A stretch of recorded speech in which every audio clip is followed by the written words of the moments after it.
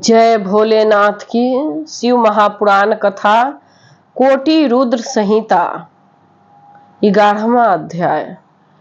उत्तर दिशा में विद्वान शिवलिंग के वर्णन क्रम में चंद्रभाल एवं पशुपतिनाथ लिंग का महात्म्य वर्णन।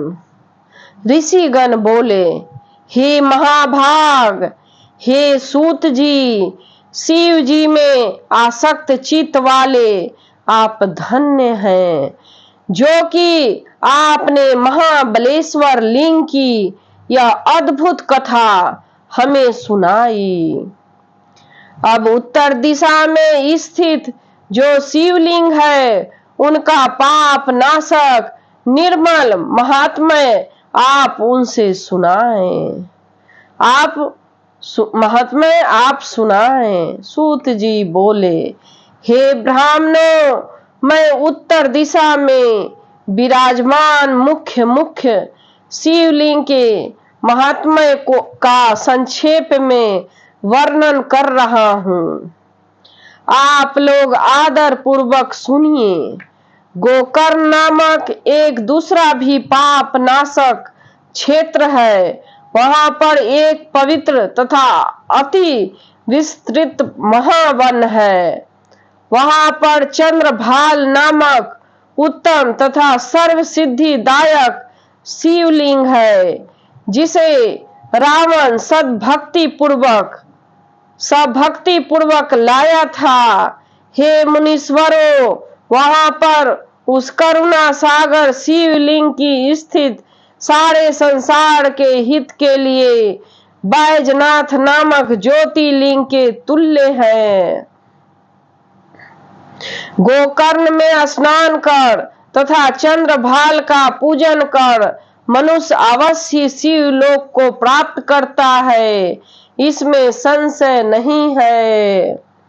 भक्तों के ऊपर स्नेह करने वाले उन चंद्रभाल नामक शिव की महिमा बड़ी अद्भुत है।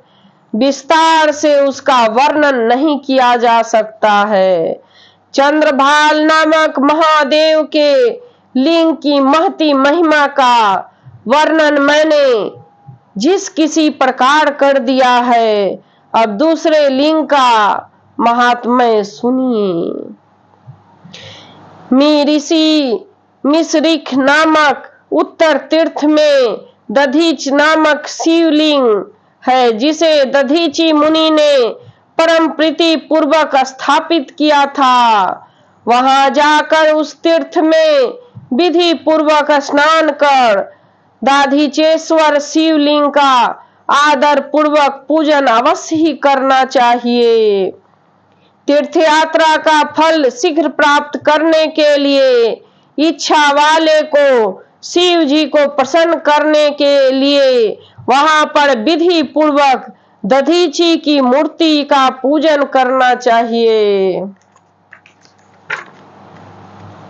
हे मुनि श्रेष्ठ, ऐसा करने से मनुष्य कृत्य हो जाता है और इस लोक में सभी सुख भोग कर परलोक में सद्गति प्राप्त करता है। नैमिषारण्य में सभी ऋषियों द्वारा स्थापित ऋषीश्वर नामक सुखदायक शिवलिंग है। हे मुनीश्वरों, उसके दर्शन एवं पूजन से पापी लोगों को भी इस लोक में भोग तथा परलोक में मोक्ष प्राप्त होता है। हत्या हरण तीर्थ में पापों को दूर करने वाला तथा करोड़ों हत्याओं का नाश करने वाला शिवलिंग है। उसकी विशेष रूप से पूजा करनी चाहिए। देव प्रयाग तीर्थ में ललितेश्वर नामक शिवलिंग है। उस लिंग की हमेशा पूजा करनी चाहिए, जिससे सभी प्रकार के पाप दूर हो जाते हैं। पृथ्वी पर प्रसिद्ध नेपाल नामक पुरी में पशुपतिश्वर नामक शिवलिंग है, जो संपूर्ण कामनाओं का फल प्रदान करता है। वह शिवलिंग सिरोभाग मात्र से वहां स्थित हैं। उसकी कथा केदारेश्वर वर्णन की प्रसंग में कहूंगा। उसके समीप मुक्तिनाथ नामक अत्यंत अद्भुत शिवलिंग है। उसके दर्शन एवं अर्चन से भोग तथा मोक्ष प्राप्त होते हैं।